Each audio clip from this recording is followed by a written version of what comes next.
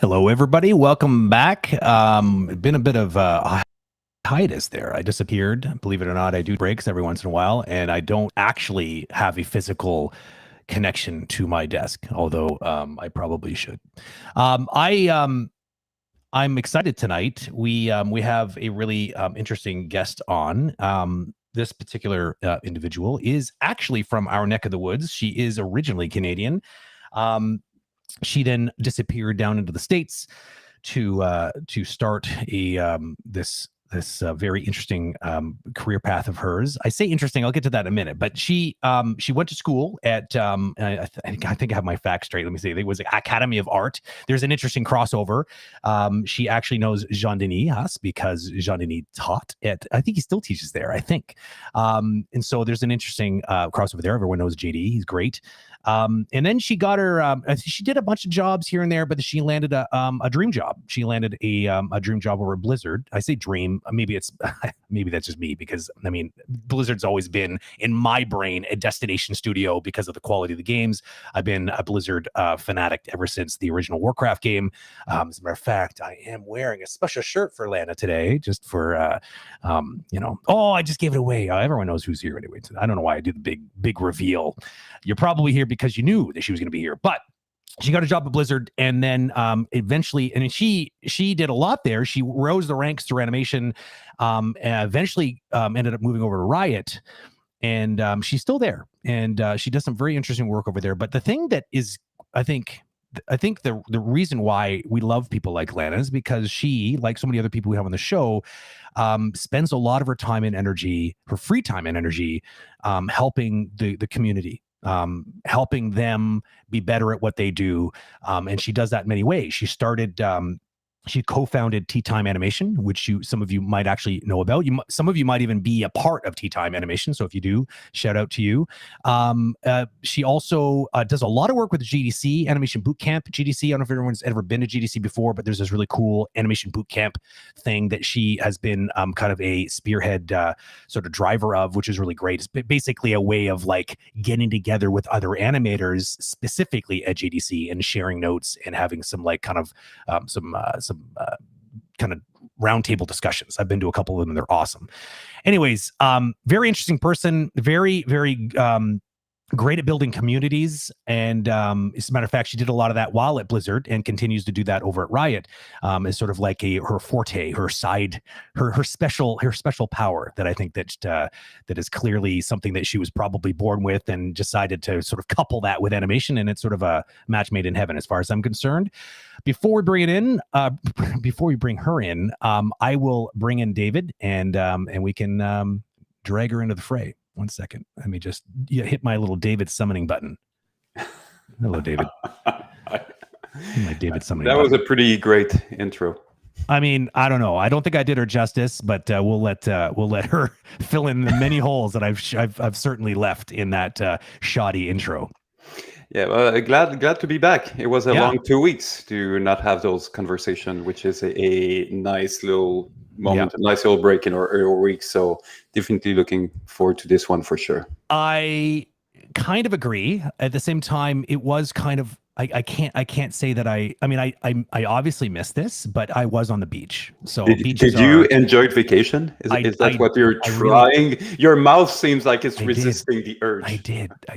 I don't know. I usually have a hard time disconnecting when I go on vacation, but I mean, I hadn't seen my family in a while, so it was really nice to just sort of turn off. For those who are concerned about my eye, it is still broken. If you can see that, it's still a bit of a mess. So if I keep winking at Lana or David, I'm not. It's just because my eye is a broken mess. So just full disclosure, I'm not coming on to either David or Lana. Speaking of which, perfect timing. Let's bring Lana in so I can not come on to her with my weird blinking eye. Hello, Lana. Hello. How are you? I'm so well, thank you. How are you? I like to make things as awkward as possible as soon as the guest arrives on stream. It's sort of my forte. I'm very good at it. If I had like 2 more seconds, I would have, upped the ante on the awkward level as soon as I walked in. But I'll try to be professional. Now we're all going to wonder what that was going to be, but we'll have to tune in next time. Thanks for coming on the show. It's really cool to have you here. Oh, thank you so much for inviting me. I've been looking forward to this for so long. We had planned it originally like a month ago or something, and it didn't work out because everything was so busy. Yeah, I really appreciate you. I told you this offline, but I do appreciate your flexibility because I really look forward to this. I mean, Brent, we talked for I don't know how long when we initially met. We did. And so I was just getting to chill and chat about animation for a night. I'm all about it. Yeah. I mean, I can't think of worse things we could be spending our time doing. That's for sure. Playing Pokemon Unite. Oh, okay. That's good. You did even that. There was even a hesitation. That's pretty specific. And I hate it. Very specific. I hate it, and I can't stop playing it. Yeah. So it's like a bad combination. Yeah. It was what I was doing till right before I joined you guys. Just like rage ranking. Like, why aren't you at Zapdos? Rage ranking. I love-hate relationship with the game there. Yeah. I feel like, you know what? It's the competitive ones are always like this. I mean, like I play a lot of Dota 2, and I think I mentioned this to you, and it's the same thing. These games that are like this, it's just like they're rage-inducing, and you think to yourself several times while playing it, why do I play this game? But you keep coming back for more because we're sick. This is even worse. It's like because they're just 10-minute matches, no matter what. Oh, yeah. And no matter what, it's like, true. It's fundamentally, there's a lot of merits, but it's worse than other MOBAs. It just is. But it's like every time I'm like, it's just 10 minutes. Yeah, and then that's like it. 4 hours later, I'm like, they get you. It's like, what's the worst that could happen? It's a bad game. You play another one 10 minutes later. No big deal. Exactly. Yeah. Anyway.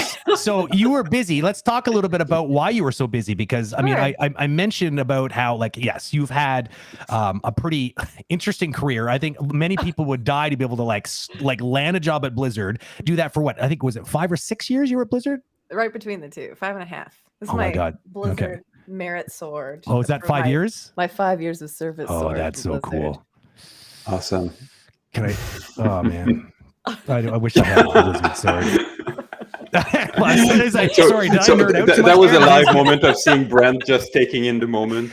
She has a sword on her wall. So 5.5 years there, and then at Riot, yet another very big, I would say, destination studio. As far as there are. I mean, when I say destination studios, I'm speaking through the lens of an animator, right? I mean, we know in the games market there are some companies that we all just inherently know are the ones that they put animation up higher up in the hierarchy as far as importance, and then other ones are it's clearly not a central pillar to their production philosophy. But Blizzard has always been one. Naughty Dog has always been one. Riot has always been one. So you're kind of in one of those top tier animation game studios. Both two of them. You worked at two of them. But the second thing that you kind of seem to be busy doing is all this community work. And so you were up to your eyeballs recently in doing some work planning for GDC. Yeah, GDC summer. It was very different. I would say it was still busy, and because you're planning a conference and you're trying to, get in touch with all these people and make sure everybody knows what they're doing and when, like looking at their slides, giving them feedback to, 6 hours worth of content. But then it was fully online. So there was, I think, less questions about things. There's like, oh, where do I sign in? But it wasn't like, where's my hotel? And I'm like, I don't know that answer. So it was busy, less busy. But we mentioned it just off before we started. But the busiest feeling part was usually I say I have a busy season. I do GDC, or it's sort of like the tail end of the year. I start planning for GDC, then there's CTN, there's usually BlizzCon. And there was now Lightbox with like a bunch of conferences all sort of stacked in a row. And then I would have like my vacation time of not planning conferences. But GDC summer ended, and 2 days later they hit me up being like, time to plan GDC 22. And I was like, oh, that was not the like luxurious mental break I was looking for, but I love it. So what is the how did it start to be involved in all of those events? Because, it's definitely a decision of, okay, I'm going to go there, I'm going to contribute, I'm going to, make connection, I'm going to represent also the studio. Where is this drive coming from? Because it's I'm sure you're having a blast doing it, but it's a self-inflicted, blast of, burst of energy that you have to do for a period of time, and then, as you said, when it's done, you're already preparing the next one. So I assume we'll talk about Tea Time at some point. I think the roots are from Tea Time. And when I started Tea Time with a couple of pals, I was in like a really low point in my life in like so many ways. Like school was really difficult. I couldn't quite figure out why I couldn't figure out animation, and I was living in this other country away from my family, and my boyfriend and I just broke up. Like so many things were really difficult, and I found a lot of strength and a lot of learning about myself and the craft that I was trying to focus on and the industry I was trying to get into through Tea Time. And so I've always just valued a community of people and seen the value that I get from contributing to it, and the value that I'm able to bring others. It feels very mutual. And so the drive to continue it stems from there. My first GDC, I think, was 2010. I think I've been to like a decade's worth of GDCs now, which is crazy. Did they give you a sword for that? Or I have a whole bunch of t-shirts. You could construct them into one big t-shirt made constructed sword. A quilt. That'd be awesome. A quilt of GDC t-shirts. That's a good idea. That's a good idea. But GDC had for a long time. Now it's not volunteer because of California labor laws, but it was a volunteer program. And I always knew I wanted to work for Blizzard, and this opportunity to go to what is honestly too expensive of a conference for free. You get an all access packs and you just work for 20 hours. And once I arrived there, the community of volunteers is really incredible, and I have access to like learning all this information from all these incredible developers who I've just looked at their talks on YouTube and been like, this is the most amazing time. And so I feel like all my experiences working with community happen to be very positive. I was very fortunate to only find places that were really welcoming. And so it spurred my love for it. So when Mike Jungbluth and Tim Borelli started the animation boot camp 7 or 8 years ago or something like that. Yeah, that sounds about right. And the first day I went to it, I went with a pal of mine, and I was like, I'm gonna run that in 5 years. And I did. Wow. Did you have to assassinate anybody, or did it just sort of happen naturally? It happened. Well, I was actually volunteering. The first animation year that animation boot camp existed was also the first year that they made the animation roundtables. Yeah, which is not technically the boot camp, which is just a single day, but it is like They're not recorded. So you show up, and if you don't go, you're going to miss whatever the conversation is. Yeah. And everybody, I feel like I'd never been to a round table before. So I was working the door, but I was standing inside so that I could listen. Right. And they would ask a question like, what? I think the question was something like, what principles do we not use because we're video game animators? And I was like, that's funny. Can I answer? They were like, don't you work here? Sure, kid. I love it. And I was like, I think we just use them differently. And like went on some like little answer, and they were like, sure, good. But then I think, yeah, basically. So awesome. I got involved with them from just participating and just talking to people. And I think that's one of the things about this industry, about any industry, is often people, when they get along with someone, they're like, I wonder if you're good at your job. I'd love to work with you because you seem fun. And you seem like you know what you're talking about. So if you can get people to sort of like you first and want to work with you, you'll have people rooting for you and helping you along the way. That makes sense. So many interesting themes to explore over here. There's too much to unpack. Silver platter. That she just provided us with a silver platter. Pick one and run with it. Let's just step back a little bit for those that are not familiar with tea time animation. So can you just describe what it is, its purpose, and what was the main motivation behind it? Yes. So because everyone has an image right now of animators sitting around a circle drinking tea. I think it's basically why we require it. And maybe that is exactly what you do. But I'm so glad that is the image. I got so many people thinking it was like a political thing. And I'm like, I'm Canadian. I don't get it. Yeah. I remember the first time we had that conversation, I was calling it tea party. And you're just like, it's not tea party. No. If there's one thing I've learned, it's not that. So tea time animation, what it is now is a by student for student animation communities that come together once a week to not specifically animate, but to help enrich themselves in the culture and the community and the industry of animation on a social level, to help each other to learn about the industry, about what it means to collaborate on a project, and ideally build a bridge from being a student to being a professional to make that transition less jarring, interviews less confusing, and the whole process of being a professional more understandable. It's like a halfway house into being an animator. Basically. But the goal is that it's run by the students who are present at the schools because they know what is missing. Like every school kind of is missing something different. So you're correct. I went to the Academy of Art University in San Francisco. Nice. And at the Academy of Art, there's like a huge knowledge gap between your first animation classes. You'd be like, at one point they're like, this is the graph editor. It's the most important tool you can use as an animator in 3D. And I was like, great. And then they closed it and never explained how it worked. Perfect. Oh my God. How to rate it. Jesus. Like they just, I was like, I guess that's important. 2 years later, I still don't know what it is.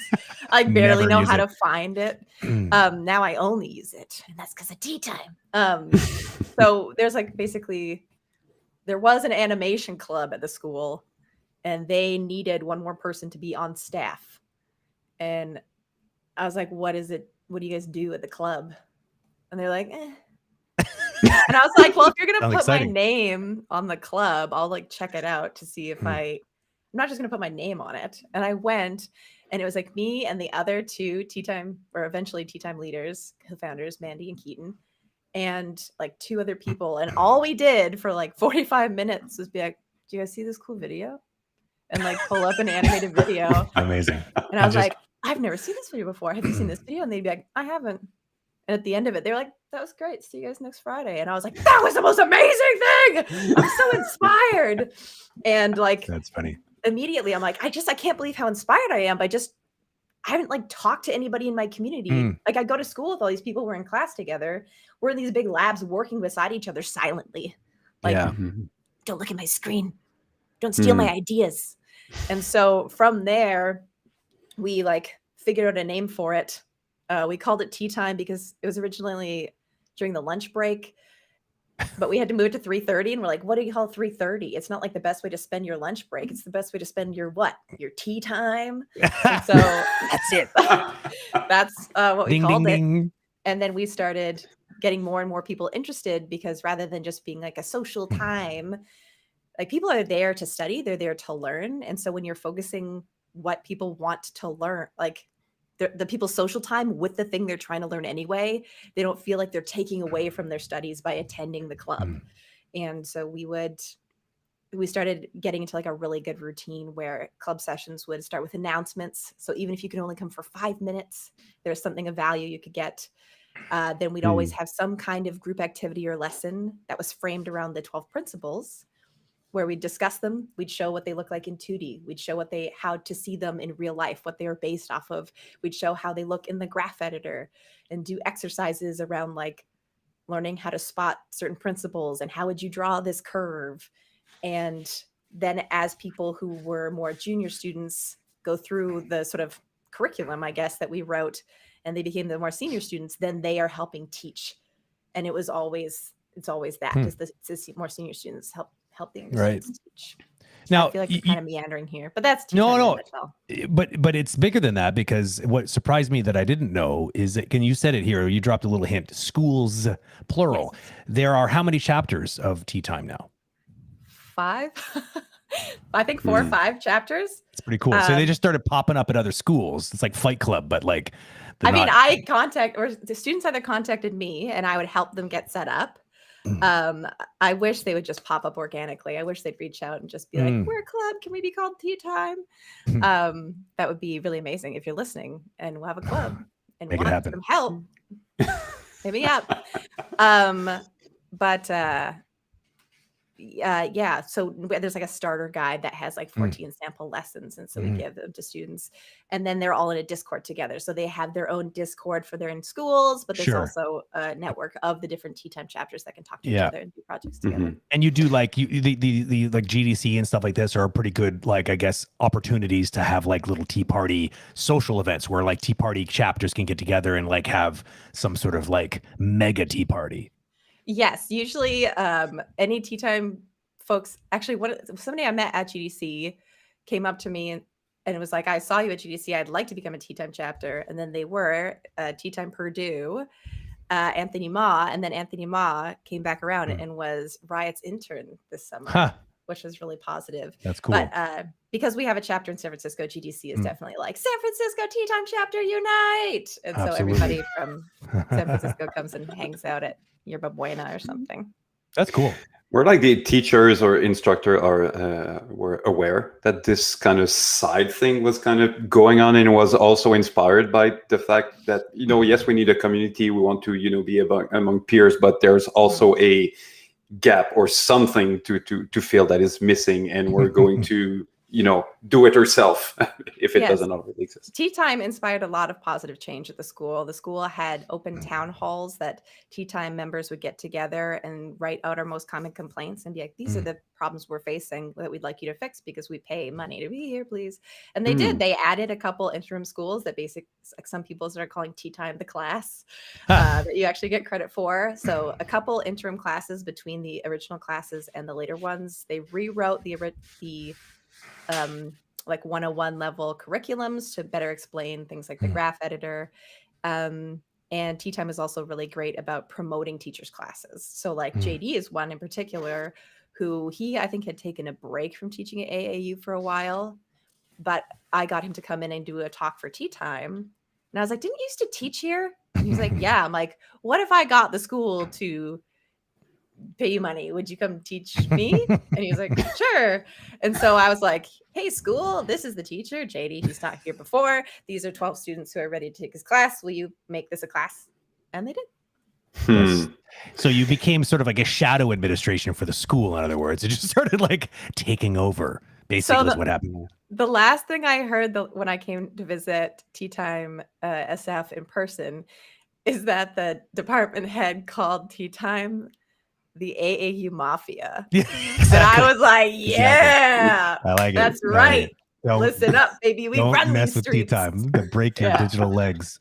Yeah. Really proud. That's awesome. It seems that you you're able to see the connection between, well, we have JD over here and we have maybe a need there. Hey, what about this plan? And just make it work, which is, usually what most entrepreneur or leader are usually doing, is that, well, I see an opportunity over here and I see something there, and what if we just do something about it? And you seem that there's a lot of let's do something about it on your side. That's for sure. How, just taking a different tangent here, how do you manage work-life balance? Because it seems from the exterior that you're like doing so many things, and everyone here is doing a lot of things, and we know that sometimes the sacrifice, that's something that we discussed with JD, among others, and with Sir Wade, and all of those that, from the exterior, it looks like, but you need to focus and make sacrifice at time. So how do you manage all of this that you're doing? That's a very good question. JD makes me feel like a slacker. I can't believe how much he works. I think the shortest answer is I don't really. I'm very bad at it. I often say like, a lot of these things don't feel like work because I do love them so much. But then every once in a while, I'm like, I'm so tired. Why is my body hurt? And it's like, it's because I haven't like taken a break or whatever in a long time. I'm getting better at it now. I don't know how I manage work-life balance. I'm getting pretty good at taking breaks when I need them, and more probably finding spaces to take breaks where I like do things for myself in time that I normally might just do nothing. Like lunches at work be a time that maybe I would work through them doing other work. So I'd like work on video games, and then I come over here, and then I do tea time or send emails or do some other work for GDC design stuff for the next rat stream, like whatever it is. Something at lunch, and then right back to work. And now it's like lunch is a time, to unplug and go work out, so that I physically am able to continue doing these things, mentally unplug from whatever. But never truly, because I also started listening to video game podcasts, so getting it all in one, optimizing time. Yeah. Also, I mean, the students who run the tea time chapters, I sit here and I'm like, I run tea time. I like handle the merch and I help new clubs. You're the poster child of tea time. Yes, but the students who do all the work, Tea Time UW Stout right now is going through like their new semester stuff and seeing them and their plans and how efficient they are and how good of a team they are. They're amazing. I'm inspired by them every day. That's cool. Ever felt exhausted at some point of, okay, I just need a break, and not 3 hours, but a couple of weeks just to unplug from everything? Yes, I took the longest break I think I've ever taken in my career, like a couple weeks ago, because it was the end of. It wasn't the end of anything, but it was the end of the Canadian restrictions. I physically could not travel back to see my family if I wanted to. I'm fully vaccinated. My family's all vaccinated, and we're really tight knit. And so I took 3 weeks off. That's awesome. And I actually did bring my laptop and like plan to work, but then my sister's house was, I know, maybe 39 degrees Celsius. And it was too hot. Like being near my computer, my brain and my body would just shut down and I just sweat. And so I was like, well, I guess it's a full break. So that was like a nice reset. There definitely have been times, like, especially when I had BlizzCon to plan for too. BlizzCon was like a huge stress because it was for work. There's a lot more pressure to be done to a certain level of quality. Yeah. Because and there are deadlines that are, well, I mean, GDC have deadlines too, but I get your point. It's like work. Yeah. It's work. And I was doing like a lot of like skills that I flex into. Like at 1 year, I made all of the PowerPoints for everybody's presentations for some reason, and like my own presentation. And I remember getting to my desk and I was so stressed out that I was just like physically shaking. It was like time to start the work day. And I was like, I need a vacation after this, I think. Wow. You were talking about 39 degrees, but Edmonton is renowned for its pretty cold winter. Do you miss it? I do miss it. I'm like a very naturally sweaty person. And so like California and I do not get along very well. You heard it here first, everybody. Lana Bachynski is a super sweaty person. I would love to say that you heard it here first, but I have no shame and I talk about it a lot. I'm the last one to find out. Great.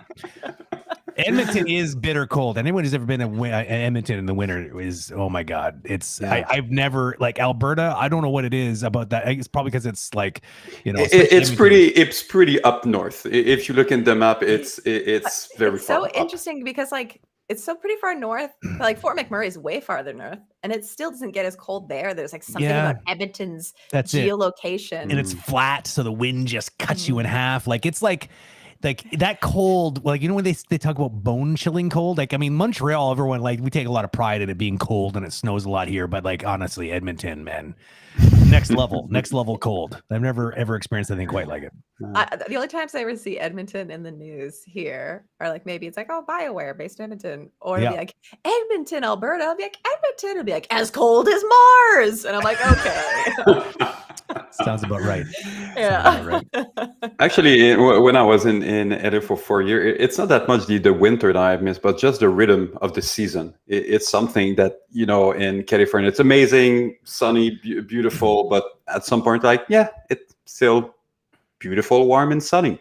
And just having this spring that goes in winter, and, you know, it's just party mode, and then in fall, more cocooning, and then in the winter, and then when spring is coming back. I don't know, that's one of the things that I definitely miss from Canada.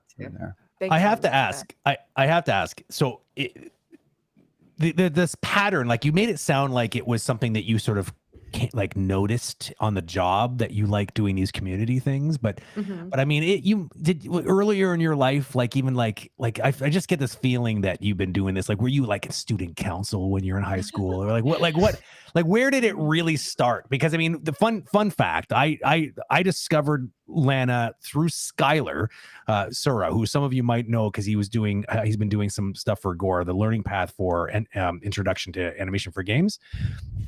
And he because we were getting ready to do this kind of stuff, and I happened to ask. I heard through the grapevine that he was doing some sort of like some Twitch stream stuff, and I was like, oh, I'm going to ask him, pick his brain a little bit, and he sent me a link to Rat Animators channel on Twitch, and who do I see there is clearly the ringleader, top left corner, Lana Bachynski. And I didn't know who you were at the time, and I was just watching you like orchestrate this panel of faces. I remember sending you a message, Brent. Yeah, who is she? Like that's it. Yeah, exactly. And so that led me to like, just, you know, I started like, you know, I mean, I started just looking at what else you've been doing, and then I saw you like do a lot of stuff for Blizzard when you were on the Heroes team. Yeah, so I don't want to draw a blank, but like the you were doing a lot of community stuff. Like you were doing like a bunch of like live streams. Who was like your partner in crime? You guys had really good chemistry. I really liked that. I watched one of those shows. It was really it Trixler? I think so. Tim Frazier. So. There's like, and watch it. I don't remember his name. We're good buds now. At the time, I didn't know him very well at all, but he ran a stream, and they were like, "It's the anniversary stream. Do you want to?" It was the first Twitch stream I'd ever done. Oh, wow. And I was like, okay, sure, I'll go. And then I didn't know how to like not shit talk. So like, that's it. Professional thing. That's what I mean by chemistry. Like you were making fun of his muscles, and I was just like, it was just so like, it felt like you were like like you've been friends all your life, and you was like this beautiful tit for tat. It was so natural, and I was just like, man, who is this person? Yeah, I didn't know him that well, and I was so nervous. Oh, that's hilarious. Yeah. But it's one of my great triumphs. I wish I saved that stream, because later they were like, now you're going to play and talk about games. And I'm like, right. I'm so competitive. Like, I'm going to start playing. There's no way. But we must have been playing some real dweebs, because it was like one of the best games on this character named Kerrigan that I've ever had. And I was like just annihilating them and casually like, animation is fun. And I'm like landing every kill. Like, amazing. It was great.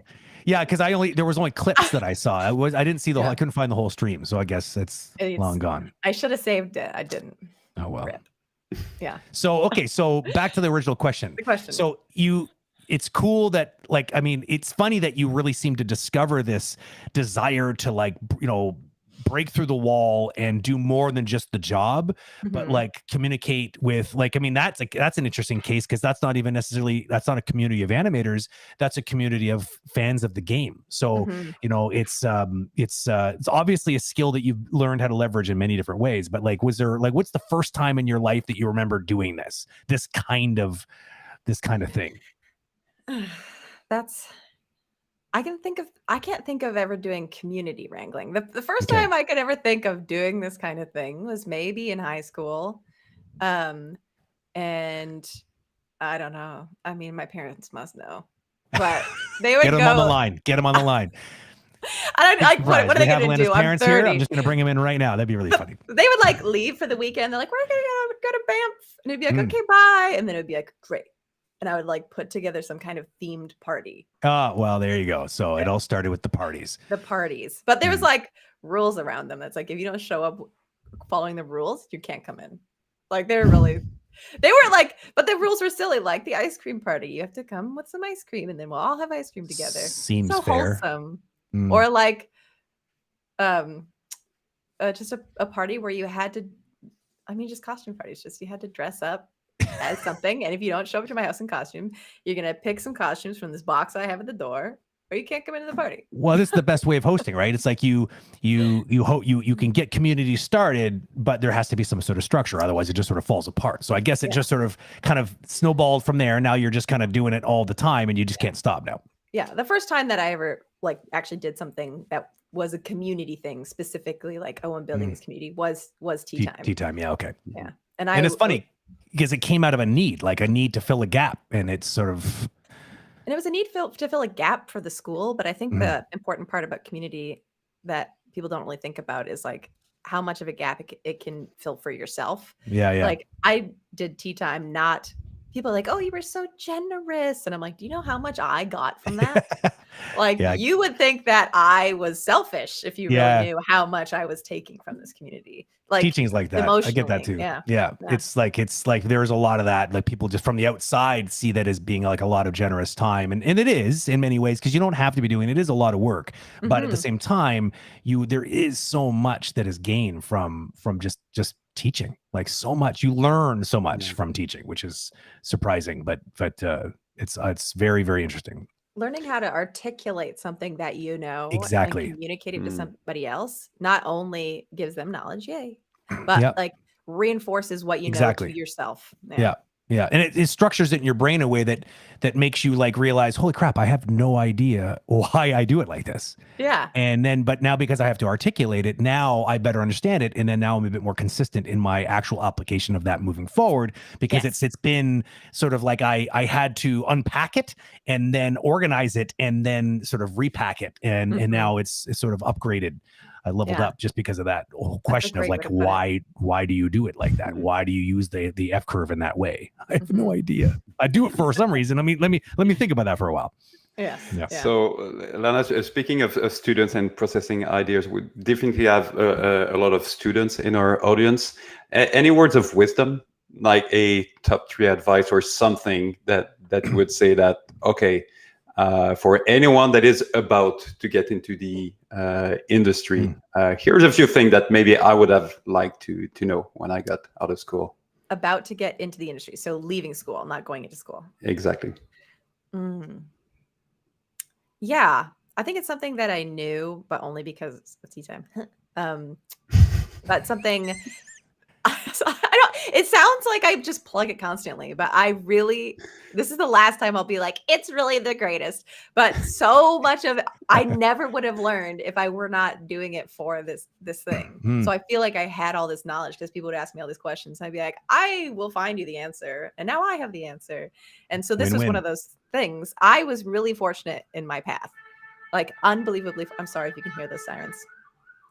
Very fortunate to land the job at Blizzard when I did. And so I guess there's 2 things. One, jobs are luck, like a huge amount of luck. My first job was not sure I had the skills to get to an interview. I had a reel that was solid. But they told me at the end of my interview that I only got that job because told a bad joke to the other person that they interviewed, and they were way too embarrassed, so they hired me instead. That is the most random thing I've ever heard in my life. It's even more funny that they told you this. And I'm like so happy they told me that, because I mean, I don't think there would have been a world that I was like, I'm so great, I got this job at Blizzard in the past. But that's awesome. No, the level of humble is like, I know I got that job out of luck, and being able to provide that insight to people is like, I was prepared. I had the stuff, I got to a certain point, but rejection can just be bad luck. I think there's a period of time between school and getting a job that you might see a bunch of people that you went to school with getting jobs, and it can start feeling really disheartening. Totally. And it could just be like the places you're applying are not ready for you yet. But also the people that you see getting jobs can help you get a job. Don't be disheartened. Just be patient. And my other piece of advice is that, again, I'm very fortunate to land this job at Blizzard, but there are so many jobs for animation that are not big name studios that are going to give you incredible experience, that are going to level you up in a way that you did not think was possible. And especially if you're going into games, maybe your animation skill specifically is not the thing that's getting leveled up the fastest, but you realize, oh, I actually have all these other supplemental skills that I get to flex. And I'm a hugely valuable part of this team. And I see how to apply these other things now because I've worked in this space, so that when applying to other jobs where I can start leveling up this animation skill, I'm T-shaped, as they say, you know, one really strong skill and a couple other supplementary ones. Like, you have so much value, and big studios are not the only place who will value you. So applying only at AAA I would not recommend only AAA.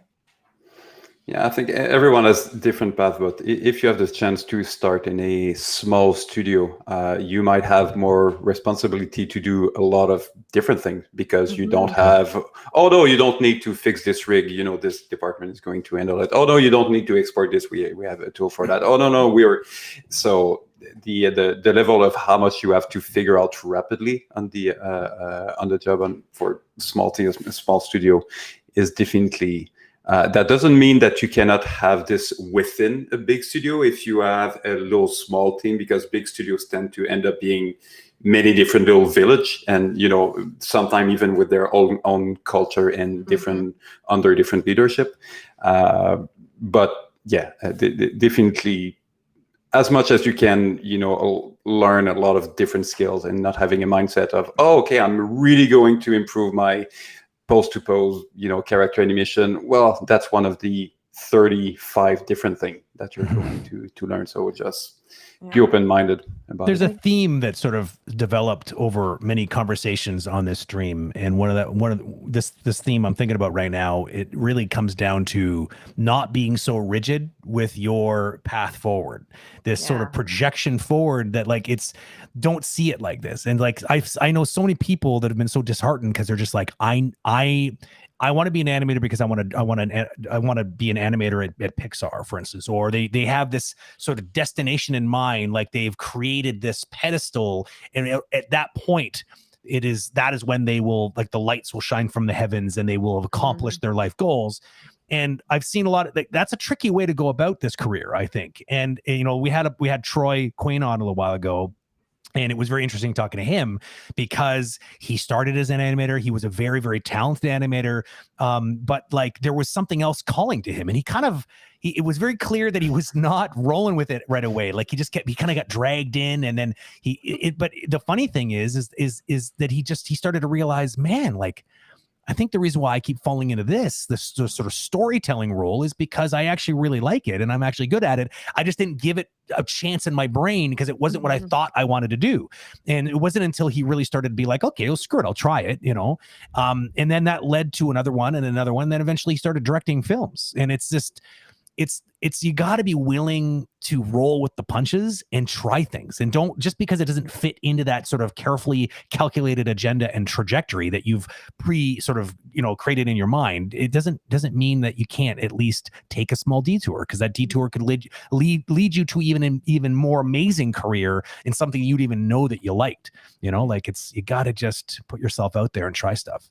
And those detours, I often don't think of them as detours. They are steps towards. Yeah, They are totally. not, you are not, taking the teleporter straight to your destination. It's Exactly. not instant, but there's all of these things that you can do that will contribute to your eventual goals. I think, sure, you want to work at Pixar. That's like where you want to go. Sure. Start heading in that direction.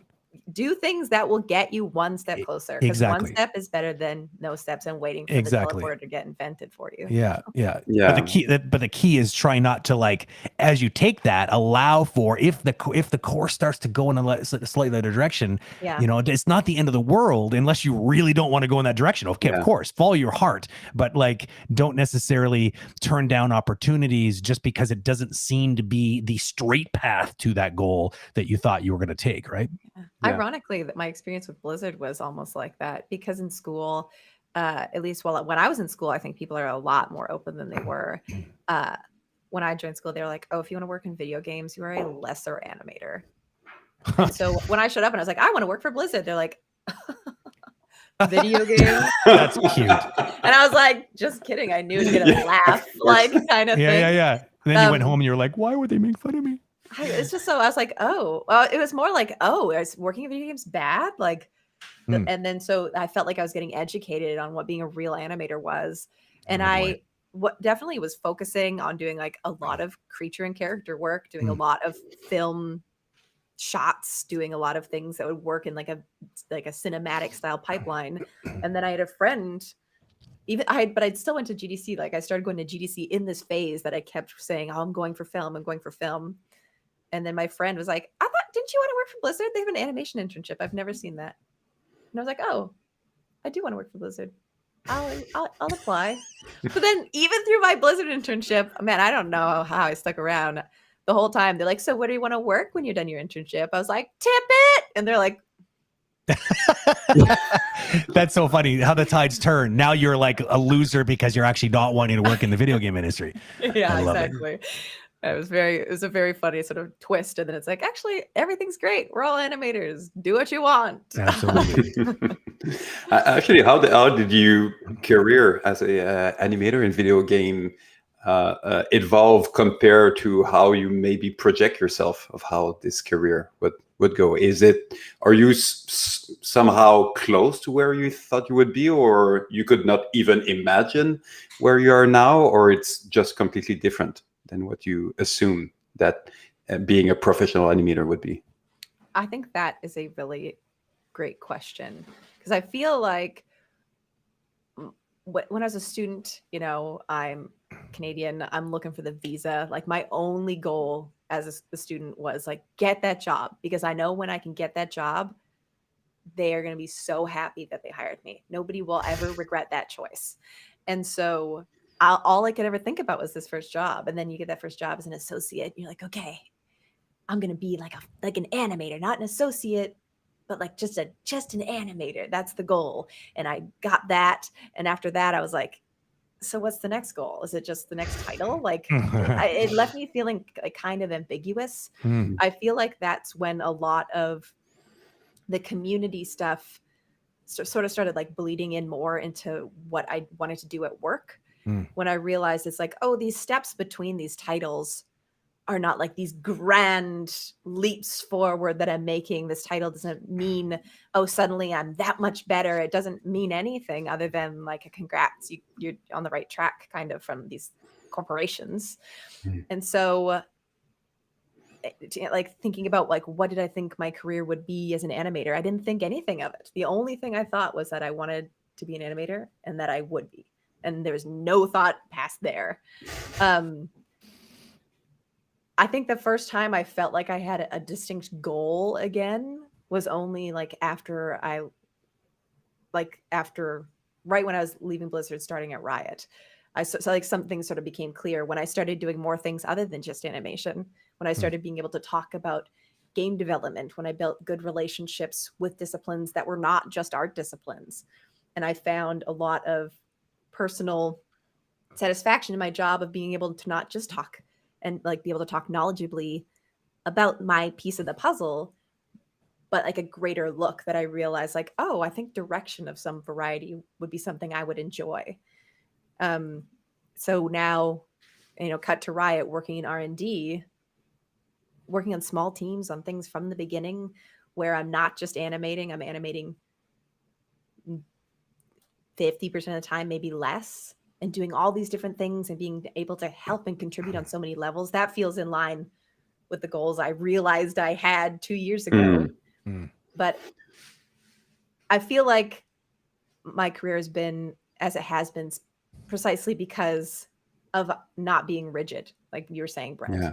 Like the flexibility of, like, I started public speaking because there's like a Friday meeting and nobody wanted to present the art. And I was like, well, I'll present the art at the Friday meeting. And then they put me on that stream because they saw me talking at the Friday meeting. And they're like, oh, you're pretty good at talking. You should do this thing. And I was like, sure. And basically any opportunity I had to be like, yeah, I'll try that. Yeah, I said yes. And so that's another theme that is coming often with the guests that we have, of often, yeah, sure. And then oftentimes you don't really know how you're going to do it. You don't know exactly how it's going to do, but you just trust yourself that you're going to figure it out. And that's it. So yeah, I agree. It's very much, don't. And I like what you mentioned, that the goals that I figured out along the way, you don't draw a map and then follow this map. Just have a compass, a direction, and then go with the flow, and then you're going to figure out where you're going. So a conversation I had with my parents when I was really little that I feel like shapes a lot of who I am now is having to do a project like in elementary school where I had, for whatever reason, procrastinated on it. And I was like, oh, I have to do this project. And it was the night before, and I was like, I didn't do anything. It's a huge project. And I remember just bawling my eyes out, and my parents being so upset with me and having a big talk about procrastination.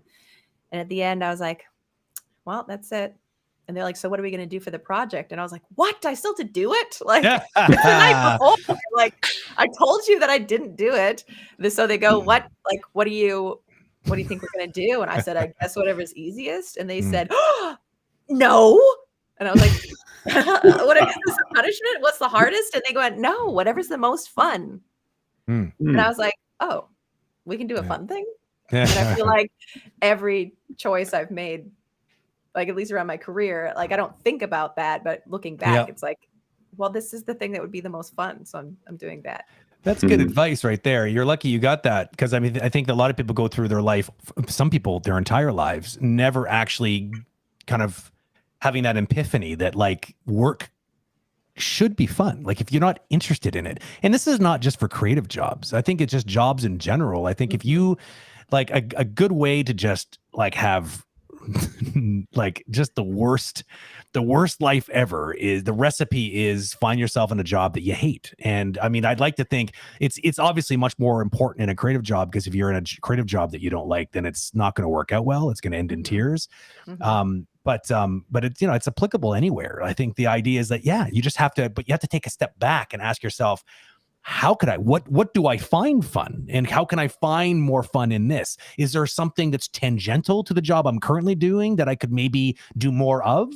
Like it's playing to your strengths at the end of the day, because like, I think what your parents were probably trying to tell you is, well, first of all, we're going to introduce you to a concept called the all-nighter. And second of all, that all-nighter is going to be a lot easier for you to manage if you're doing something fun, like playing video games all night. That's easy to do because you're having fun, right? But if you can have fun in a task, then you can have essentially the same advantage, right?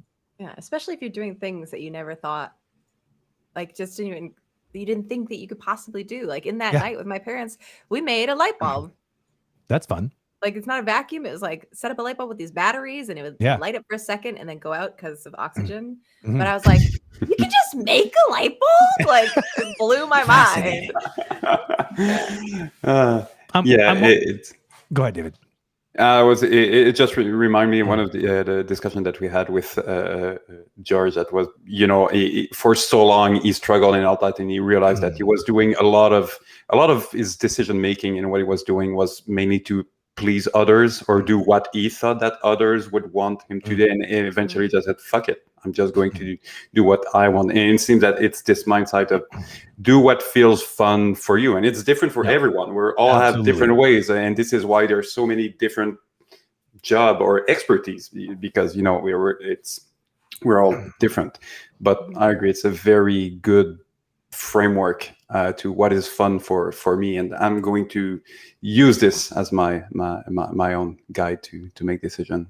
And don't be surprised. I mean, like, there's a lot of companies out there, and this is more for just anyone who's listening, because I know that both of you know this, but like, there's some companies are a bit more rigid with the idea of the role that you have, you know, but some are actually really super into the idea of you kind of carving that out a little bit on your own. Yeah, there might be some core things that they expect from you, but there's nothing stopping you from also, I mean, take a look at what Lana's doing, right? Like, she's doing a little less animation nowadays because she's taken on all these other things, because she's expressed an interest and an ability in those things. And it just sort of, they just made it work. And sometimes all you do is put yourself out there and show them that you have these other skills, especially if you're interested in doing those things. And next, you're just a little, a Lana snowflake who gets to sort of animate part of the day and, socialize the rest of the day. I'm sure it's nothing but rainbows and lollipops and not a lot of work.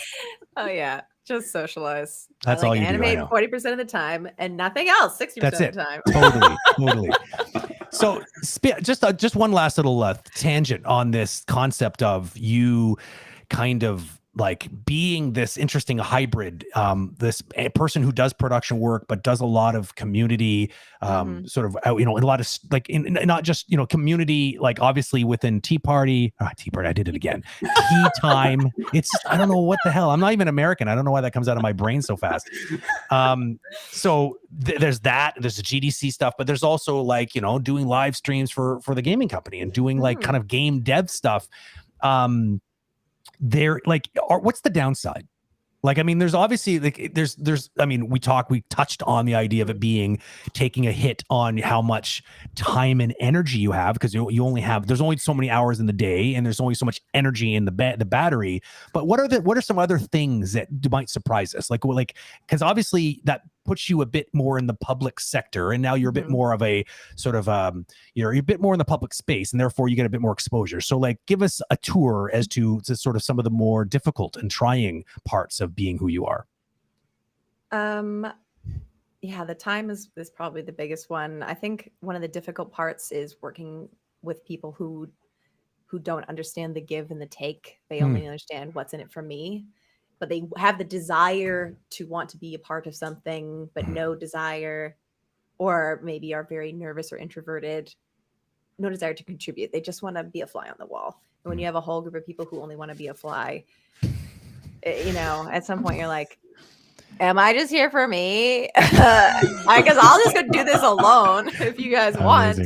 And I think what, like, the biggest part about it is the fear that you're stepping over people, or the perception that you might, like, it's not perception. I've never had the perception of bulldozing, but that's like something I'm very conscious of a lot, is because I'm so comfortable talking and somebody says something, I'm like, I've got an idea. Like, I'm so comfortable with just shooting that out. It's very, it's challenging to really rein myself in and find the patience to wait for people who take longer to process. Right. The other thing that is not difficult, but I think could possibly be difficult, is when you talk. I'm doing a talk at Lightbox next week, and what am I talking about? Community. What am I talking? Like, I am almost always talking about sort of this social side of work. It was easier when I was like releasing work all the time with Heroes or League to be like, well, I'm also animating because here's all the animation stuff I'm doing. But working in R&D, I can't talk about work at all. So I think the perception of me is that, like, or the perception I fear is that, oh, she only talks. She's just a talker, and that's it. There's not chops to back it up. There's not actually something else on the hard craft skill side that would.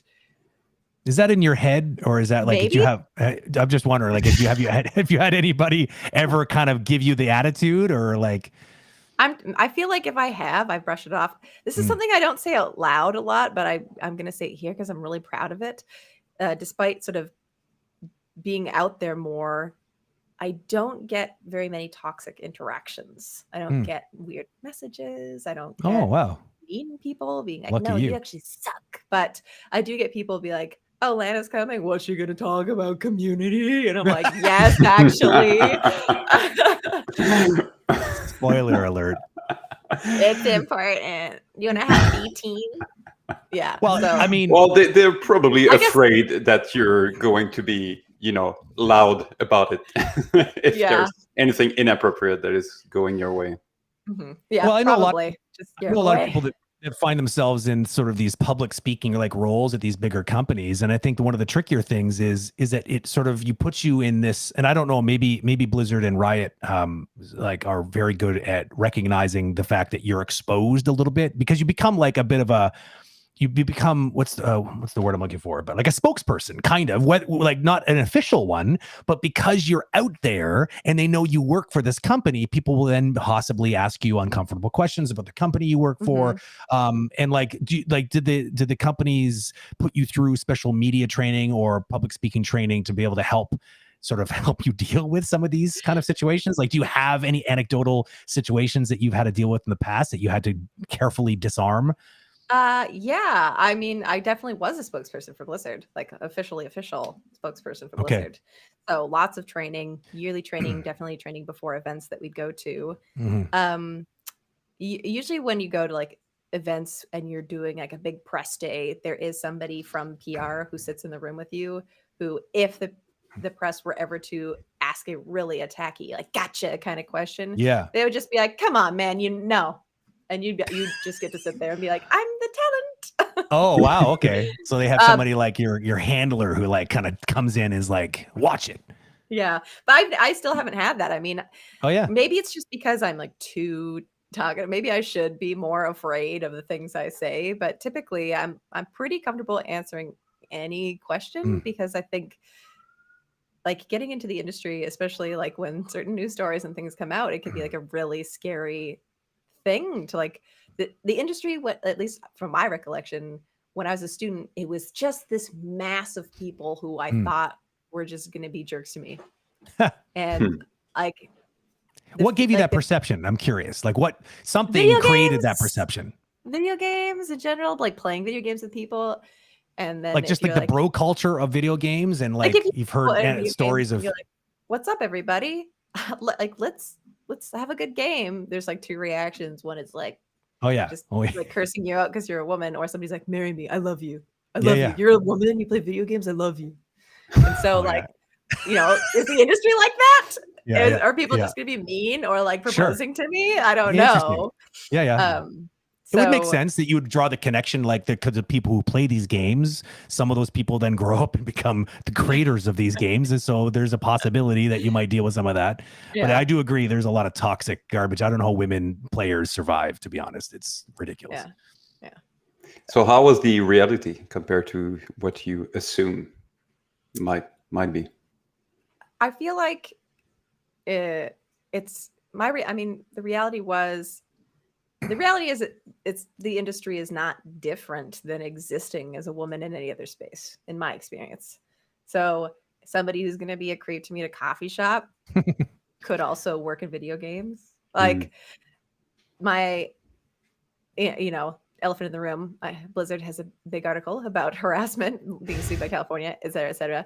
My experience at Blizzard was overwhelmingly positive. I had a really tight-knit team, and that's not to say that there weren't experiences that I had at Blizzard, but the leadership of my team dealt with things really swiftly.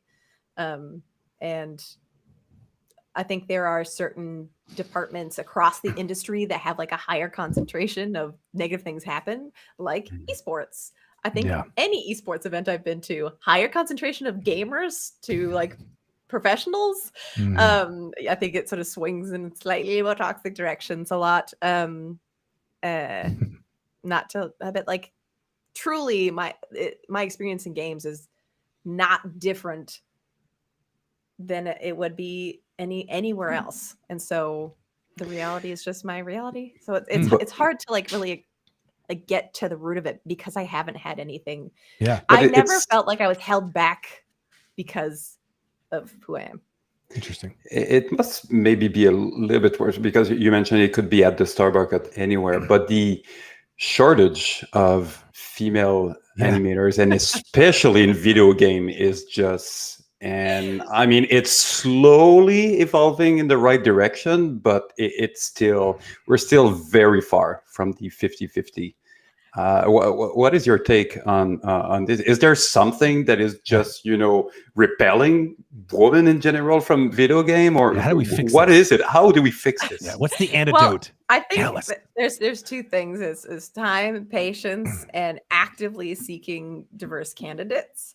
So when I hear conversations a lot where it's like, but if I am trying to hire a diverse candidate for this role, I might be missing the best. It's like your implication there is that the best is not a diverse candidate. And why that is your perception needs to be shattered. At least when I was in school, I think I know that the percentage has swung so far, but when I was in school, I went to school with tons of talented women.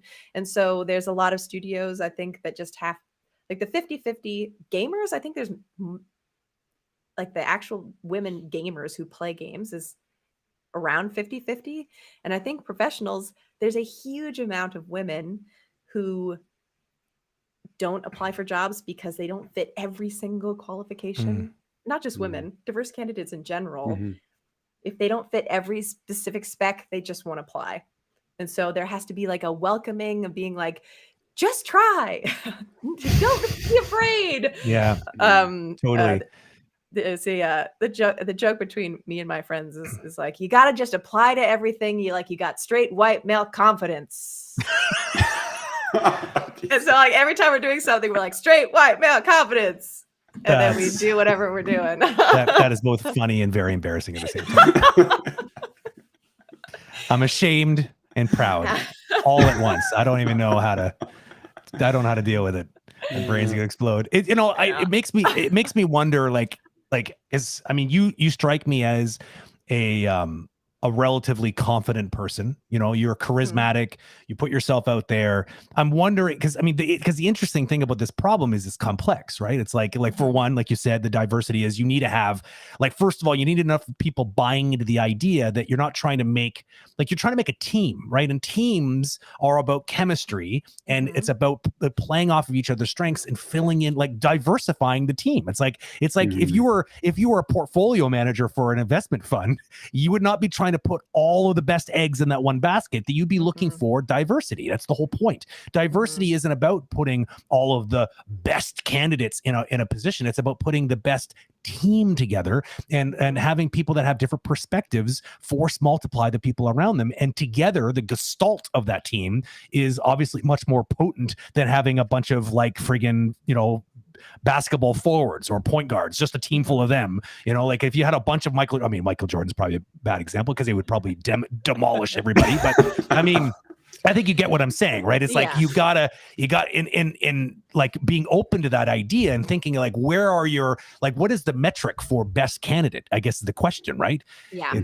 I don't know. I think that's a big part of it, is a lot of teams realizing that not having diversity is a problem, not just because of a social stigma, but because they are actually doing themselves dirty by not having more perspectives, more opinions. They are not having the richest possible experience that they could have. I think that comes from me looking at my career. I've done a ton of thinking about this over my whole career, but it took a long time to sort of realize that, because I feel like I haven't had a lot of negative experiences often enough, because I would never assume, it doesn't occur to me that someone would hold me back or do something because I was a woman. It just doesn't cross my mind that would happen. And that's a really privileged place to be, because I obviously haven't had that happen enough in my life that it would occur to me. And so for me, taking the time to realize that, oh, maybe this is something that's happening. And even though I am pretty good at just being like, whatever, I'm going to keep going, there are other people who are not that, and finding places for them and lifting them up. That's it. Because that's what I was trying to get at. I totally derailed my line of thinking, but basically this idea of who you are, it probably plays a little bit into probably how your experiences have been, because you are confident, because you are probably are able to, turn the other cheek, because, based on who you are, you've survived a bit better than maybe other people that might be, because you started with a bit of an intimidation. like you said, you had a perception, but you were just like, you gave it the Lana, just fucking let's do it, go do it anyways attitude. And you ended up landing a job at Blizzard, probably because of that. Right. So, I mean, I'm curious, like you said, I think that what you said there about lifting people up and trying to, evangelize a little bit. Like part of it is about changing company culture for sure. And the other part is the outreach part, right? It's it's a PR job. It's like, we need to like change minds on both sides of the equation to get more people. And this is not just a, men and, a gender thing. This is, this is also has to do with different cultures as well. Like it's there's this diversity thing is a lot more complicated than just it's not like, how do you, like, I don't know. I would just wish it was easier. It's not just about being open to it if it happens, but the active steps that you take to make positive change, to being present in places where diversity exists in an authentic way, not just to be like, are you sure that you would like to be here because we showed up? How are you actually showing up? Like, who are you sponsoring, either monetarily or emotionally or educationally? How are you spreading the word? Is everything you're doing like Agora is so amazing. You provide so many resources to people, like an unbelievable number of resources to people. That's huge. That's like a hugely positive thing, that there's a lot of places that are like, sure, you can have it. GDC, I love them. I mean, I love going to the conference, but the conference is what, $3,000 to go? Not accessible for so many people, for sure. Yeah. What are you talking about? What are you talking about, GDC? No, don't do that. So from what you see, do you feel that there's this change of mindset from the HR and recruiting, and is it part of outside of the the big titles that we see? Do you feel, from what you're hearing, from what you're feeling from inside, obviously now you're at Riot, but you're so well connected with those community that you might feel the pulse of a little bit of where things are going. So what is your gut feeling of the current? I think it's difficult to say, because I feel very fortunate in that the communities I've been a part of have always been looking to be diverse, have always been looking to be inclusive and accessible.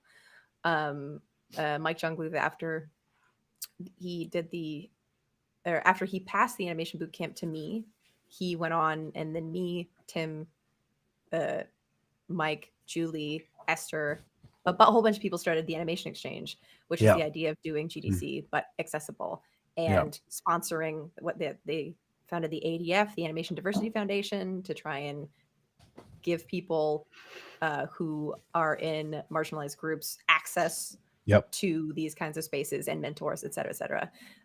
So the communities I've been a part of, I think, have always been working really hard. And so it's hard to tell outside of my communities the specific things people are doing. I feel like right now we're at a place where the conversation comes up so much, whether it's Blizzard or Ubisoft or Riot 3 years ago, or whatever next company is going to do something pretty messed up. Like the frequency of these little stories coming up, or not little stories, huge stories, it's going to be and eventually something's got to give. And I can only hope that is a swell of support and understanding of, again, with community, not just what you can take, but what you can give. It's it's definitely going to start with maybe more clear studio policy, but at some point you want to get to a point that it's so obvious for everyone that people within the studio will self-police themselves. So if there's anything that is inappropriate, you don't even to apply the rule for what is acceptable. The people in the studio are going to take care of this part. But that's that's culture, and this is definitely something that takes takes time. As you said, patience. I completely agree. It takes time, and it takes bravery, because I think it could be really difficult to be sitting surrounded by your peers, people you love, and even hearing somebody say something slightly inappropriate and just being like, actually, no, that's not okay. Yeah, exactly.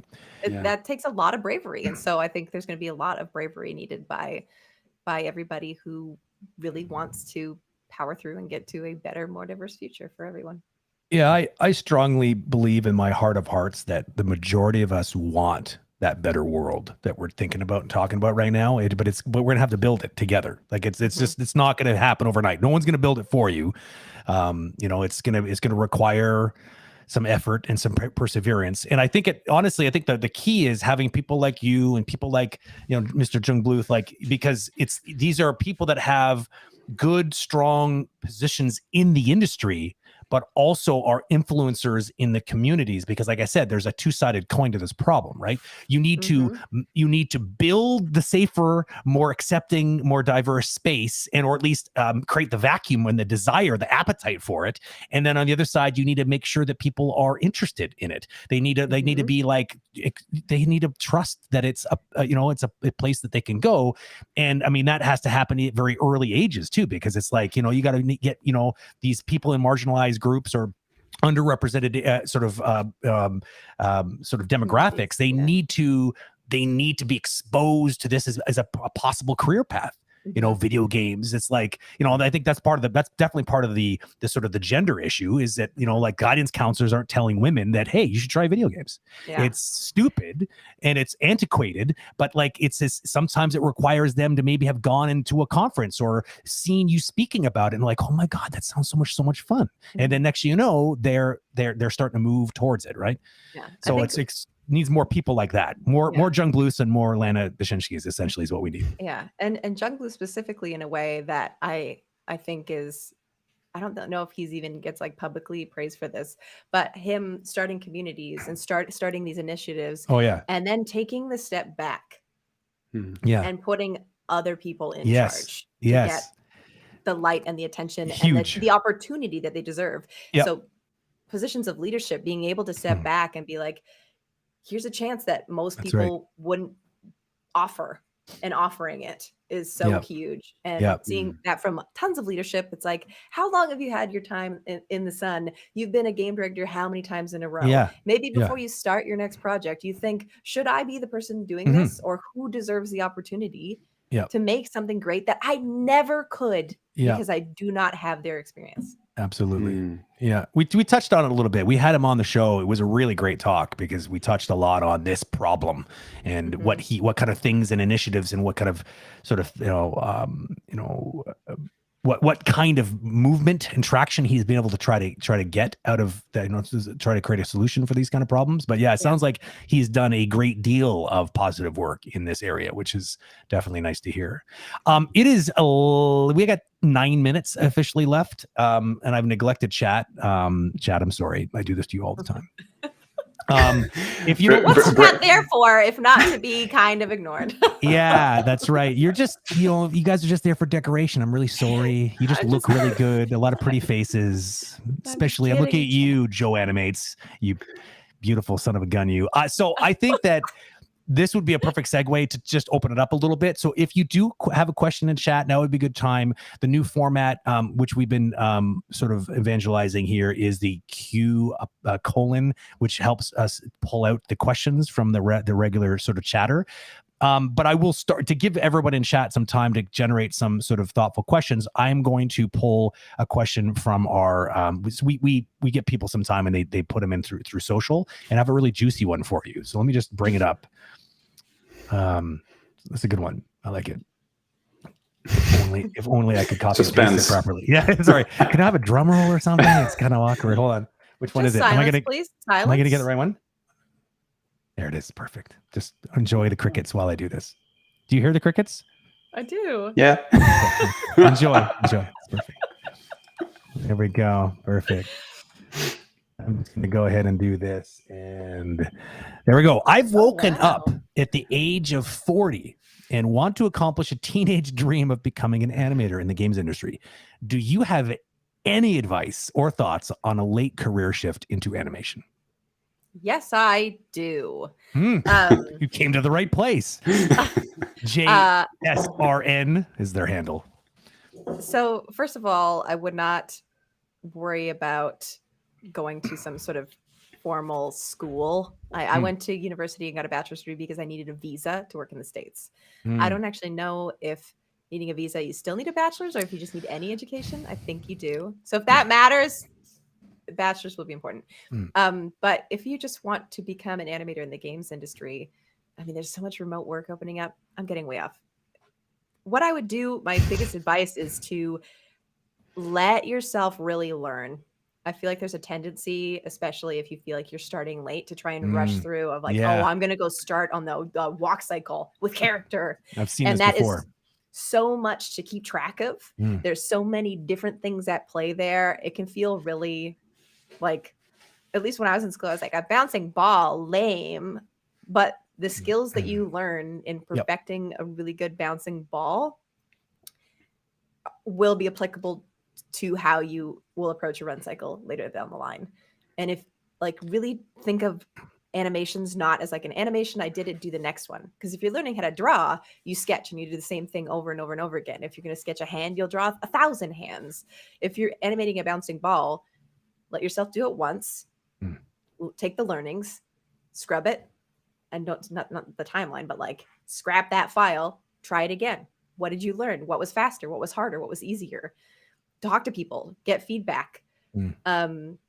Like let yourself understand what you're learning from each type of exercise you'll do, and really learn that thing and not try so hard to run to the finish line, because animation is easier than it can be, but it can be really complicated if you're trying to do everything all at once.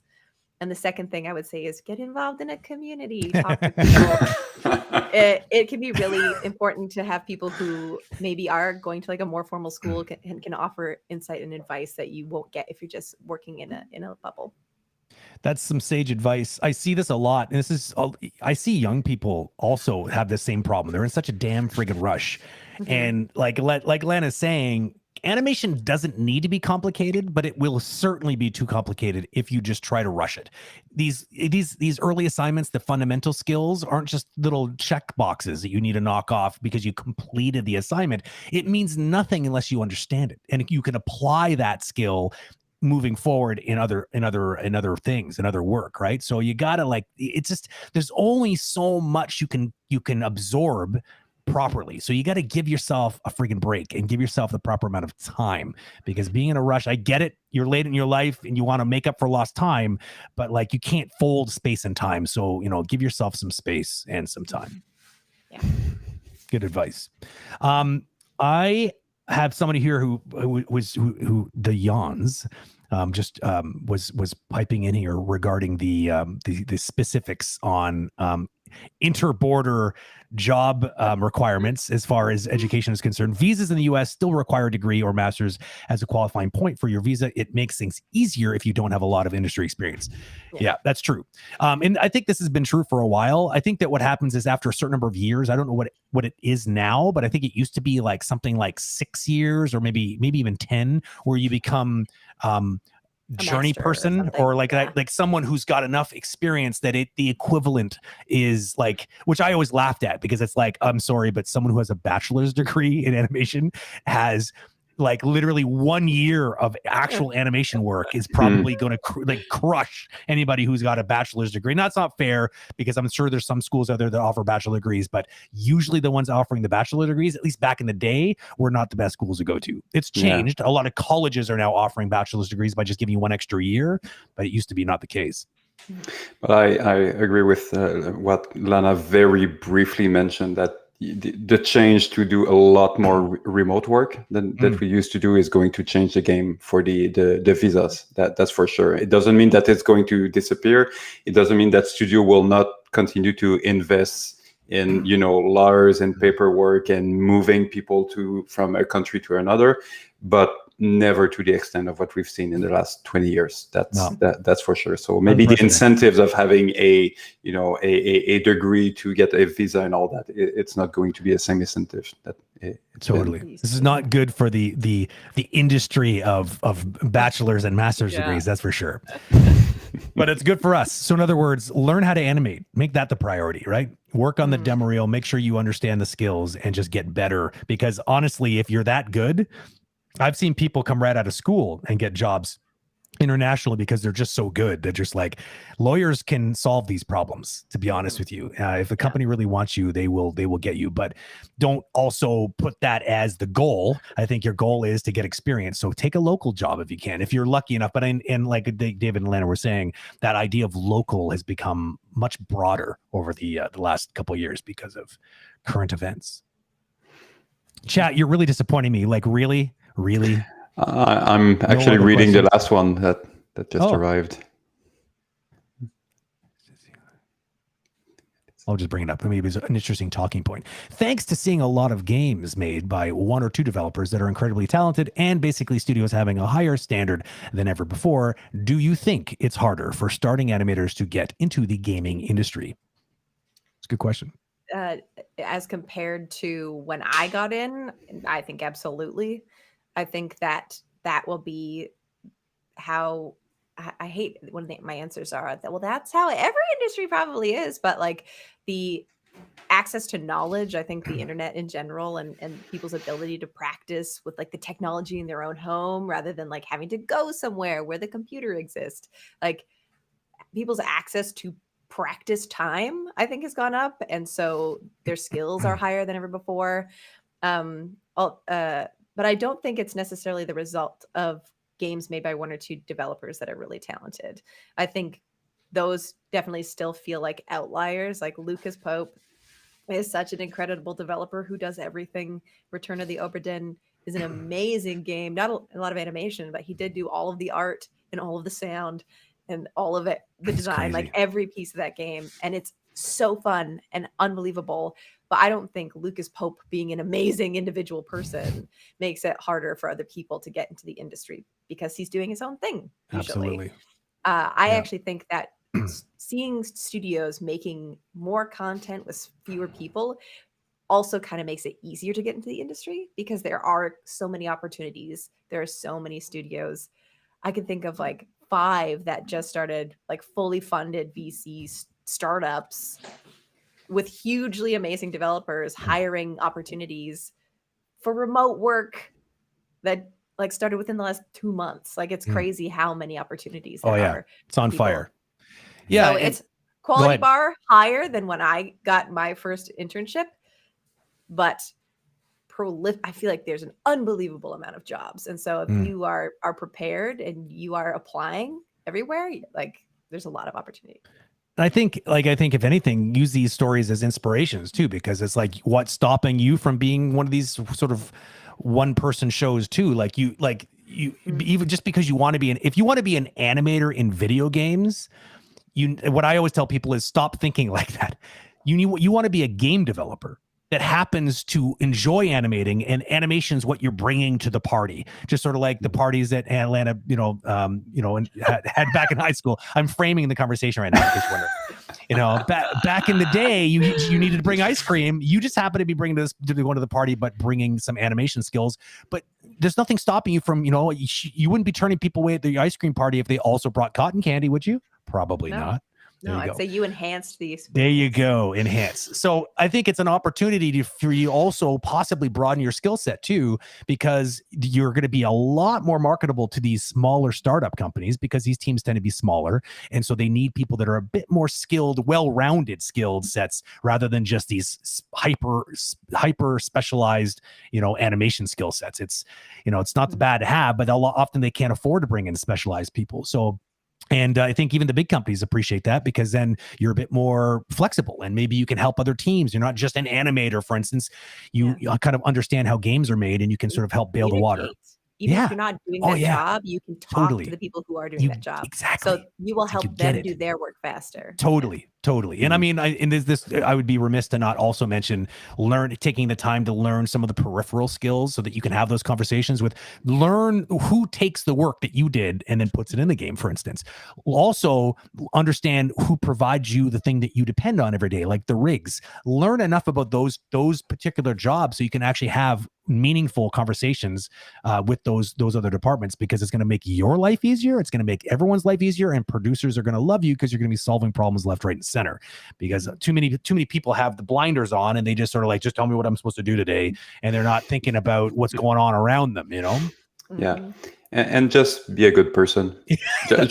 Just be fun to work with. That's one of the part that is often forgotten. Oh, what is the most important thing when I get to work on all that? I mean, there's 100 of things, but be kind, and if people like your presence, it most probably going to be fine unless you suck miserably. But other than that, if you're just average and people like you, you're fine. And just be curious and go in the flow and evolve over time. But, I totally agree. People that are like just average but super nice and very, very accommodating and very helpful, they survive companies way longer than the super genius that's a complete dick. Those people don't usually last very long. Thankfully. And people who suck but are really nice, people want to help you. Yeah, so totally. You'll get better. You won't suck. Totally. You won't suck forever if you got a good attitude. That's for sure. Okay, well, speaking of sucking, I don't want to suck. Ooh. Oh, wait, Joe, I got two more under the wire. Do you have maybe 2 more minutes or maybe 5 more minutes or if you got to go? Be honest. Oh, I got time. Okay. I'll be honest. No, I've no life. And this is why Lana is always busy. All you're doing is preventing me from playing Pokemon Unite. Oh, so I'm saving you then, kind of in a way. Okay, good. Yes. David, are you good for like a couple more minutes? I'm sure. This is past your bedtime. You're going to fold. You're going to implode. I'm just going to disappear eventually, but that's he might all good. melt. I'm thoroughly enjoying this. So have you seen, if everyone's seen Raiders of the Lost Ark, the original one, when like the Ark of the Covenant opens and faces got melted? That's what David's going to look like in a minute. So just let me know if he looks like he's going to melt, and then I'll call the stream. All right. I don't want him to die. He's too important. Just for context, Lana, I changed my schedule and I now wake up at 4:30 in the morning. So this is why at 11:30. But you're doing pretty good. I'm impressed. I'm enjoying this, so that helps. That's good. All right. Up past the bedtime. Yeah, David's. He's a team player. He's taking one for the team. All right, Van Animator, otherwise known as, everyone knows him as Scott. Question: would it be beneficial to show your animation working in engine or on your demo reel? Yes. Oh yeah, for sure. Boom, that was easy. All right, next one. On the next one. So definitely, I think it would be beneficial to show it working in engine on demo reel because it shows that you understand how to put it in game, but it also is beneficial to you so that when you're in an interview, you can be like, I have experience in Unreal. Definitely. And any engine experience is good because a lot of people have like these proprietary engines, but again, it's the same language. It's understanding state trees. I'm not even saying right things now, but like understanding how blend spaces because all you do is talk now. You don't do the animation. Remember, we talked about this earlier. You don't. Okay. I just sit here and I wait for the next interview, baby. Well, one of I always talk about this, and I think one of the most stunning things I ever saw in not a demo reel, but a test submission at Blizzard was we asked somebody to do these animations for us, but then they went an extra step, and when they submitted the test, they said, also, if you want, there's an executable you can play man, they did the animations, but then they hooked them up in Unreal and made play my demo reel so you could play it, so you could play the animations, seeing it in like from the correct camera angle in a game space, and you could trigger the animations as you'd see them. I'm still waiting for someone to do that. Yeah, totally. Like what the hell? Just to say that, like, because now you're coming to the party saying, like, I get it. I'm here to make games, and it's not just making animations in my little animation bubble. It's like there's a bigger picture here. You're being part of a bigger thing, and if you show at the very least interest in that, that's going to go a long way. Because big shock here, and I don't know why this is still a thing, but so many people are not doing that. I'm like a broken record on this topic, and I still see way too many people just being like, here's my demo reel, bunch of cycles. And it's like, oh yeah, well, have you ever used an engine before? Oh no, never, like at all. Like they didn't teach me that in school. It's like, well, I do. But also, how many cycles do you think? Okay, there is a walk cycle, but how many other cycles do you think we're doing? Totally. That's it. It's like, anyways. But yes, definitely. Obviously, the answer to that question is a 100% yes.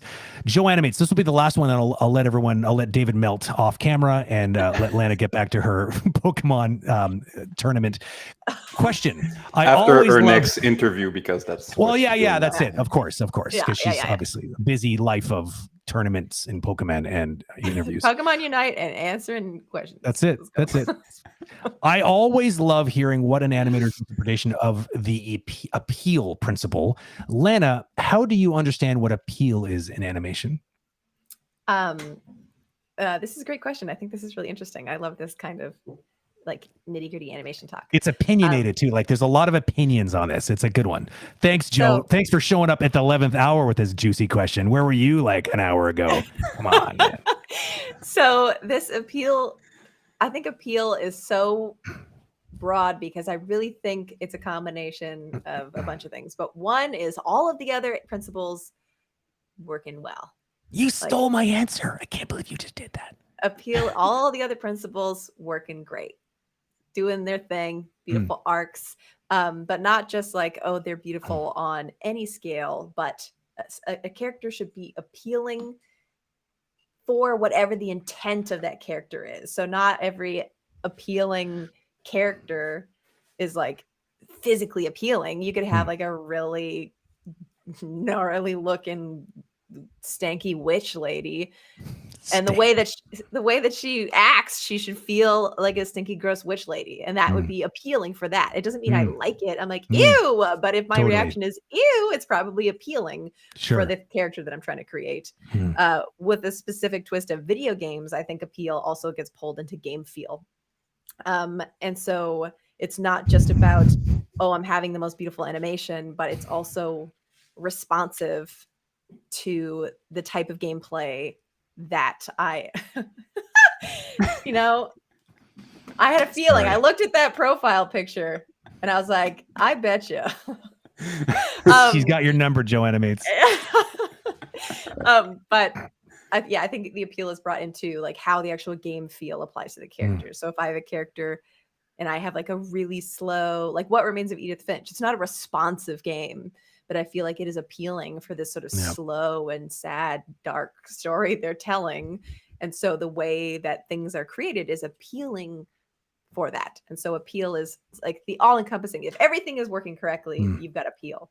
Baseline, all the principles, and then getting more and more specific to what that character actually is. I love it. David, what's yours? We're all sharing. What's mine? What's your opinion on appeal? How can you put that in a nutshell? It was perfect. I have nothing compared to this. It's funny because after all the years teaching, that's usually I felt like it used to be. I used to feel like I was copping out by saying that.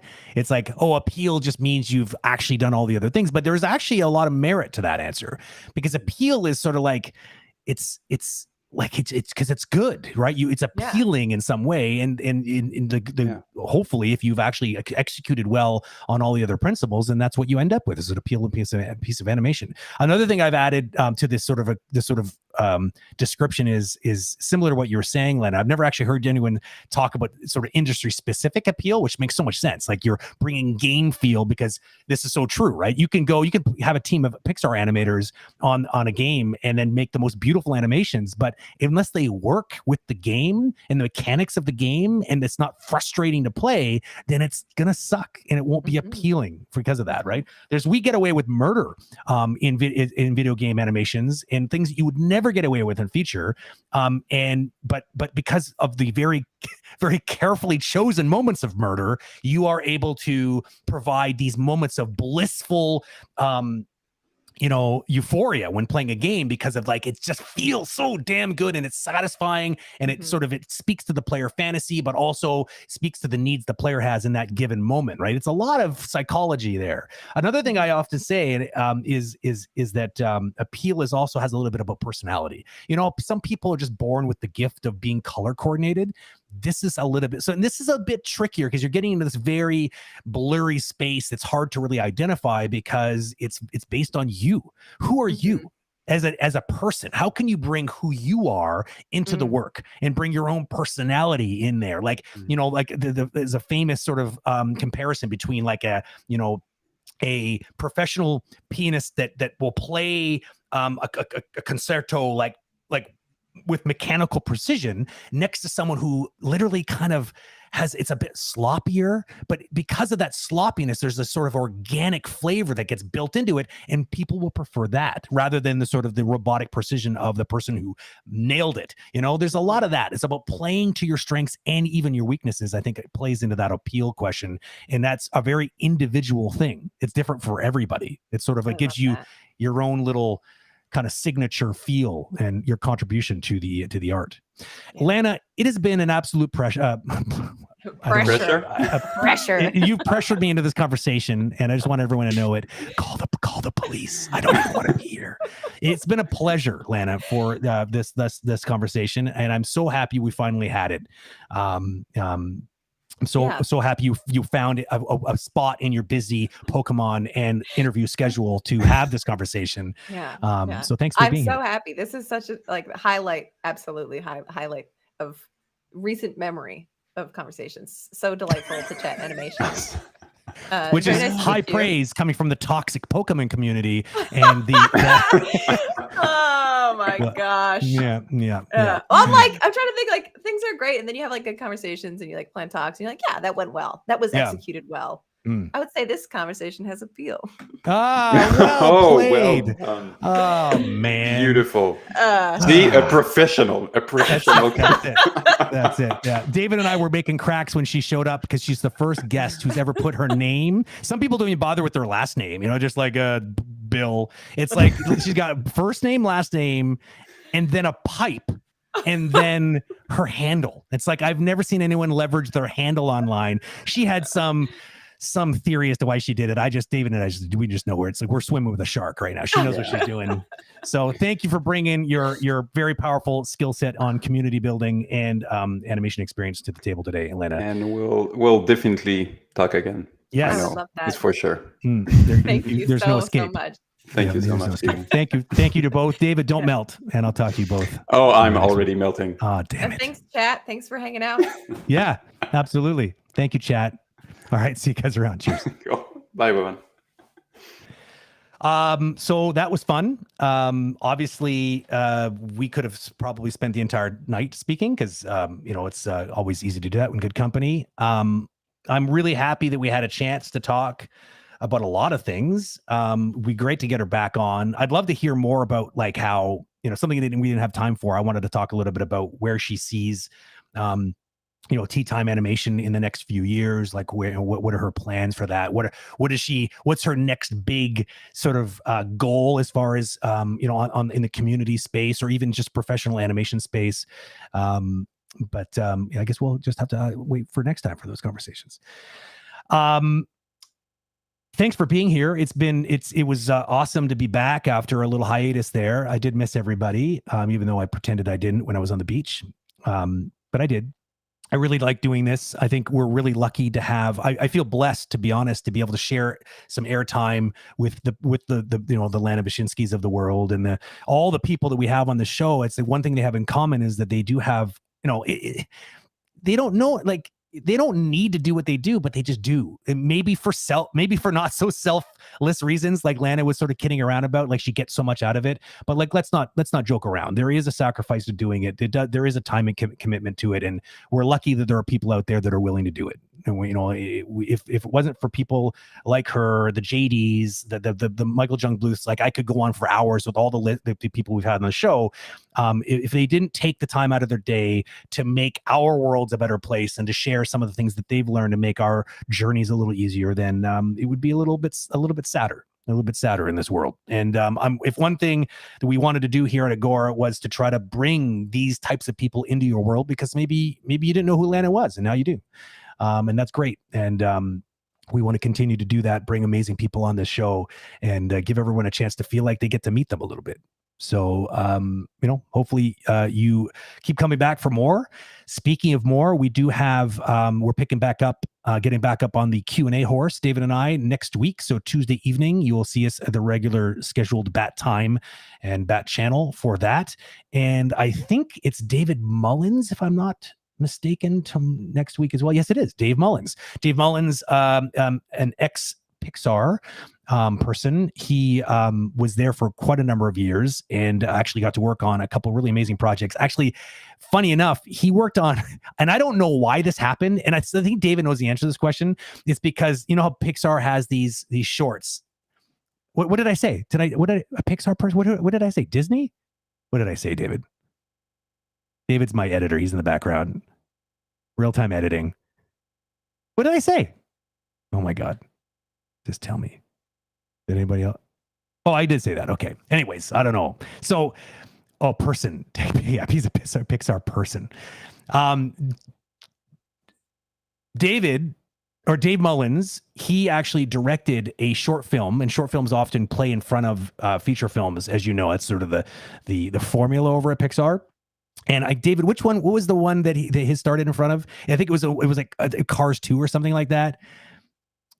What was it one? Because I think Cars 3. And I know it's one of the only Pixar movies I haven't seen, which is probably why I never saw Lou. If you haven't seen Lou, you should go check it out, especially if you have Disney Plus, because they have the whole library in there. It's amazing. I was like mad at myself for having not seen it. He directed this. He was also the animation director for Up. Little movie that you may or may not know anything about. I certainly do, because it kind of changed my life when I saw that movie. That intro sequence is just such a game changer. It's like in my top 10 biggest influences, I think, in animation for sure. And he absolutely does have a great deal of Pixar stories. So please do tune in. He's an open book too. He's like, it's amazing. Like he just shares, he doesn't sugarcoat it. He kind of tells the whole deal, which is going to be a lot of fun, I think. So that is happening next week, and it is on the 8th. So that is a Wednesday, and it is at 8 p.m. to 9:30 p.m. Eastern Standard Time, right here on Agora.Community. So until then, I will see you. I'll bid you farewell. Enjoy the rest of this week, which is what's left of it, and of course the upcoming weekend. And I'll see you back here on Tuesday evening.